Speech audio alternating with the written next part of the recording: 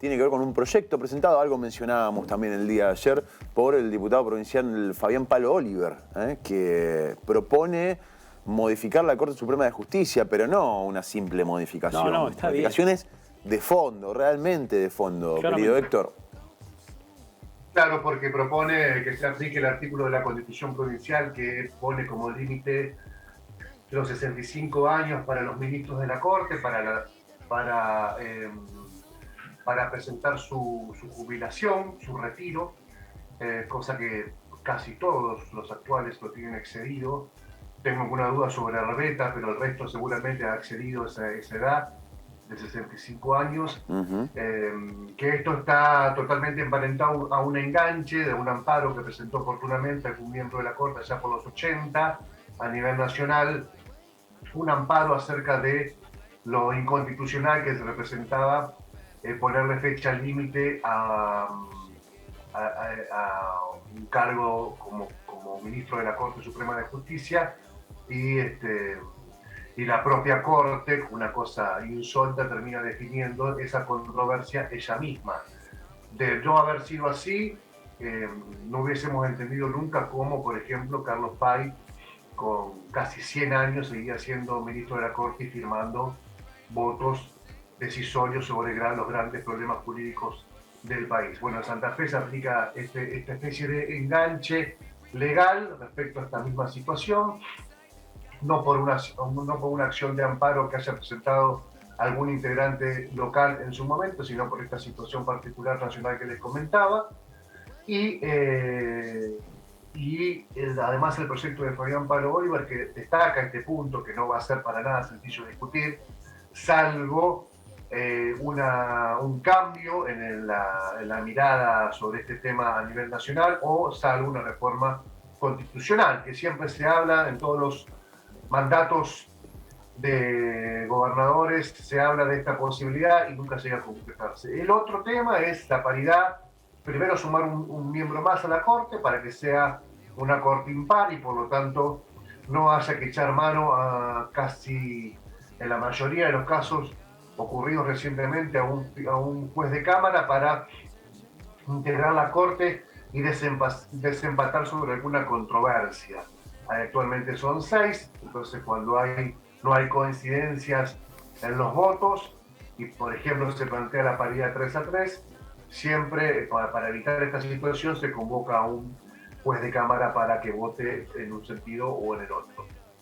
Esto también es lo que se pide en el proyecto de ley. Y finalmente la paridad, que esto es muy interesante porque la paridad indicaría sumar de mínima a 2 mujeres más a la Corte Suprema de Justicia en la provincia de Santa Fe, con un máximo de, en este caso, 7 miembros para su integración colegiada. Hoy solamente en la provincia hay una mujer en la Corte, que es María Angélica Gastaldi, que fue 2 veces presidenta de la Corte Suprema en periodos, creo que fue en el 2013 y en el 2015, Gastaldi presidenta de la Corte, pero que tiene una notoria minoría respecto a la integración de varones, colegas dentro del organismo máximo de justicia. Cosas que aparecen como bastante básicas para la consideración general, no lo son para la conformación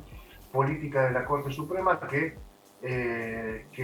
también, sin saber que íbamos a estar hablando hoy de este tema, Lola Reutemann tuvo mucho que ver en la actual conformación de la Corte. Sus gobiernos y sus colaboradores más cercanos fueron grandes responsables de conformar la Corte tal cual está, al punto que un pariente político es cortesano, como Rafael Gutiérrez, una persona de su extrema confianza, que integró en su momento que encabezó en su momento la lista de diputados provinciales de Creo en Santa Fe, que era el lema dentro del Partido Justicialista que encabezaba Reutemann. María Angélica Gastaldi terminó siendo ministra de la Corte. En los acuerdos con el radicalismo usandizaguista fueron acuerdos que fueron muy promiscuos, por cierto, selló el reutemanismo con esa pata de la Unión Cívica Radical que respondía a Usandizaga. Ujú. El caso de Netri es un caso que responde a esa relación que era muy afectada entre el radicalismo usandizaguista y el peronismo de los años 90. Por lo tanto, fíjense ustedes cómo pueden coincidir y cómo podemos estirar en cada caso, en cada nombre, un poco de historia y encontrar a Reutemann o a sus gobiernos como responsables de esta conformación. Y sí, de hecho el título siempre fue La Corte Reutemanista. La Suprema Lore de Justicia, ¿no? Siempre fue una de las denominaciones más frecuentes de mencionar a la Corte Provincial por las relaciones que había, ¿no? Directas con Reutemann, con Carlos Reutemann y con su grupo de poder, ¿no? Que era un grupo de poder que representaba el poder económico real, el poder financiero. Bueno, Reutemann venía de ese mundo de relaciones internacionales financieros, ¿no? Siempre sus grandes epicentros, fíjense ustedes también, sus grandes epicentros de su vida antes de la política, incluso en la política, fueron Mónaco, Nueva York y Kuwait, ¿no? En los tres casos, Reutemann echó mano en su gestión de gobierno. Los fondos cubaitíes fueron esenciales para la generación, para el financiamiento de obra pública.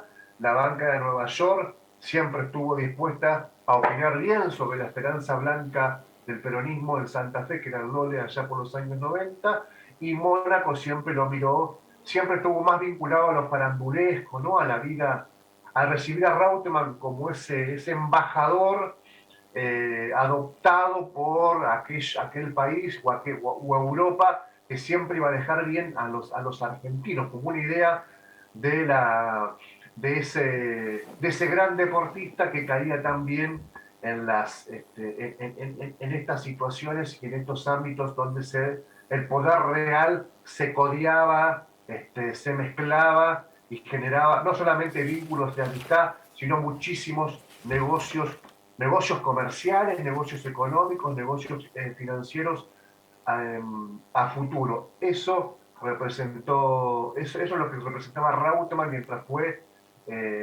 fue gobernador y mientras fue senador. De hecho, tuvo una presencia tan clave en la política santafesina que como se dijo aquí, y creo que lo escuché en otro lugar también, o lo dijo su hermano Enrique Reutemann, no olvidemos que a pesar de la inundación de Santa Fe del 2003, Reutemann logra la senaduría nacional, es electo senador por casi 1 millón de votos y después sigue teniendo un peso específico en la política de Santa Fe, No, y te sumo algo más. pero muy importante. Reutemann tiene el récord de ser el santafesino más votado.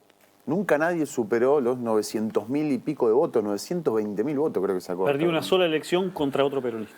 Pero fue el santafesino más votado históricamente, ¿no? 900, ahora lo vamos a chequear, pero más de 900. Creo que en el 99, en su candidatura a gobernador, estoy seguro que superó los 900.000 votos. Sí, sí, sí. Y en el 2003 los arañó, pero como candidato a senador, post inundación 2003, Sí. que ahí le da otro color, porque además había aumentado la población en condiciones de votar y al mismo tiempo Reutemann era señalado como el principal responsable penal y político de esa inundación. Pero bueno, Ya que hablamos del Lole, ¿cómo están los principales medios de comunicación dedicándole la home, los principales títulos en sus versiones digitales a la muerte de Reutemann, ¿no? A su rol como corredor excepcional? Me aportaba un amigo recién que Perón le regala la birome a Reutemann en el Gran Premio de Buenos Aires en 1974, donde Reutemann se queda sin nafta en esa carrera y pierde, por supuesto, obviamente, esa competición. Y Perón, que no estaba en el autódromo, pero lo estaba viendo ganar a Reutemann por televisión, se toma un helicóptero, va al autódromo y finalmente el Lole se queda sin nafta. Ahí le dice Perón: bueno, pibe, lo único que tengo para darte es esta virome, y la virome que le regaló Perón es con la virome con la cual Reutemann firma en el registro de escribano de la provincia de Santa Fe su ingreso a la Casa Gris como gobernador en en 1991. Esa es la historia de la Virome que estábamos comentando un poquito antes con Piñata. Después, bueno, todas sus, en los principales medios del país está reflejada la muerte de Reutemann, muchos de ellos olvidando obviando, yo creo que por cuestiones humanas nada más, y por lo menos hoy, obviando ese capítulo tan oscuro que va del 2001 al 2003 de su gestión. Bueno, interesante proyecto, volviendo al inicio de la charla, del diputado Fabián Palo Oliver. Vamos a ver qué consenso puede llegar a tener. La Corte que se comió, yo no diría 2 sopapos, pero por lo menos 2 mojaditas de oreja esta semana, ¿no? Ayer lo charlábamos con el Frade, en que consideraba el fallo del juez Mascali, fallo de Cámara respecto a la situación de Armando Pipi Traferri, de quitarle los fueros, en realidad declarar inconstitucional parte de lo que corresponde al artículo que habla de los fueros en la Constitución. El artículo 51. 51, exactamente, gracias. Lo interpretaba de Frade como también, digamos, un pararse de mano. Una luz en la ciénaga, dijo. Claro. Con lo cual digo, bueno, la Corte con 2 mojadas de oreja esta semana, ¿no? Esta es otra, digamos, a una Corte como la que tenemos en Santa Fe hoy, le puede venir bien cualquier cosa menos cambiar su conformación y decirle jubílense chicos, ¿no? Claro. Básicamente. Claro, es así. Bueno, una corte muy vinculada al PUS, que decía Carlitos allá, al Partido Único San Francisco.